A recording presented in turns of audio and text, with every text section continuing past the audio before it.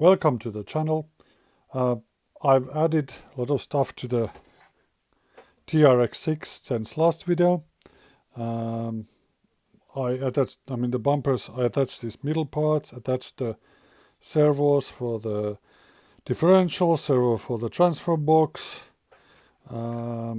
attached these. I tried these, how rigid these middle parts, to see how rigid this suspension point will be. And actually the front one is quite nice. I don't think it would need an external like a shock tower, but as people was mentioning that this can be a problem, so I'm like, okay, I will order shock towers for the front.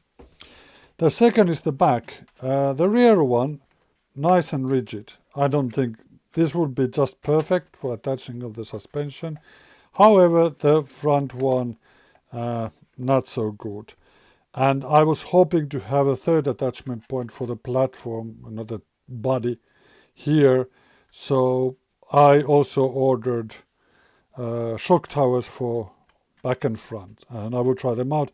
However, I want to keep these for protecting from mud and so on.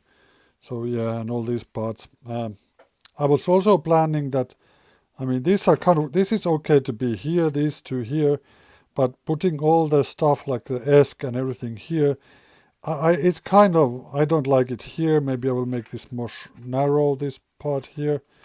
The same here, so I was thinking I will probably move them here next to the servo or somewhere else. Okay, now to the main topic. So on top of the integer, these parts, I put this fastrax transfer box. Changing from the old one to new one, perfect. This is just my opinion, so but when I opened the Traxxas transfer box, one of the bearings was a bit off. I'm not sure if it was broken. There was some sort of weird, not like rust, but some sort of loose particles, and there was something weird. So I checked through them, and I had bought the TRX-6 bearing kit.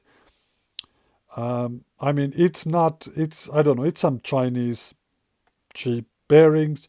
It's not like some proper professional, not proper bearings like there are some companies like in Germany or Sweden which make some really high quality bearings, which I use everywhere else. But okay, I'm fine with those. I'll let them be for now. If some bearings break, I'll buy some better ones. But the main problem was that when I put this one on top of the Intergy platform, that was fine. I also noticed that the alignment of these two, made by Intergy, wasn't perfect. And okay, didn't know what was going on. I put the transfer box in place. I started putting this motor attachment thing in the place. There's like three sections, bottom part, front part, rear part. And there came the problem. Well, the rear part and bottom part, as I put in place, the gear which is coming outside, I think it's spur gear in English, it started touching and rubbing on the metal chassis. I was like, why? And I realized that despite this was from a different manufacturer than fastrax, not Intergy. So it had not actually, for some reason, these two hadn't been aligned properly. And after a bit of fiddling, loosening some screws and tightening this and loosening the transfer box, I managed to get them aligned. And everything rotated perfectly. The fastrax seems to be a really good one. The exchange was very easy. No problems whatsoever. I just put new bearings, fresh bearings everywhere, extra lubrication from this marine grease. But then I put this front piece here to cover it up. That didn't go in place. If I remove transfer box, it went in place.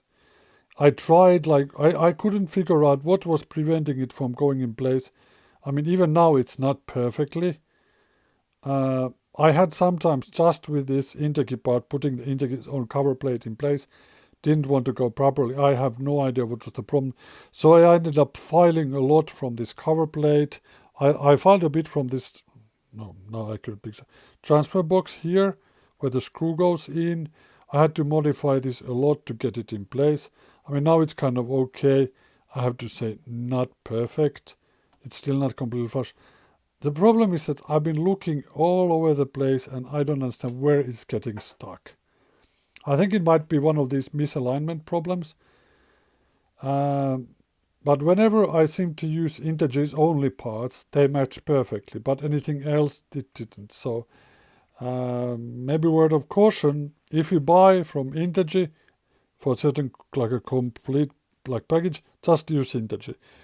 With the exception of this one, I'm not sure, because even without all of this, when I was trying to always put this in place, there was a lot of difficulties. Maybe there's some truth to some of the bad quality of Intergy. I didn't have problems with this Intergy servo holder, nor the rear part, but I mean, these are much more simpler. So yeah, I mean, I don't think Intergy even advertises that it's like a drop-in replacement for exact parts, because when I compare to this part, the original, I mean the important bits which attach to places, they were not the same. There were significant differences in them. So yeah, I guess when one buys these upgrades past, one needs to be prepared to modify them. I'm not honestly entirely happy with this one. I don't know how it will cover. It still didn't go properly in place. And I mean, I've tried everywhere. I have no idea where it's getting stuck. Yeah, that's still to do. But yeah, this is the stage now. I'm already thinking about the servo stuff, how I will connect everything to the computer and so on. But I think next video I will do is probably, hopefully, as soon as possible, my shock towers arrive. I will make some video about the modification, maybe doing it and what happened, and yeah. Okay, let's see you next video about the shock towers then. Bye.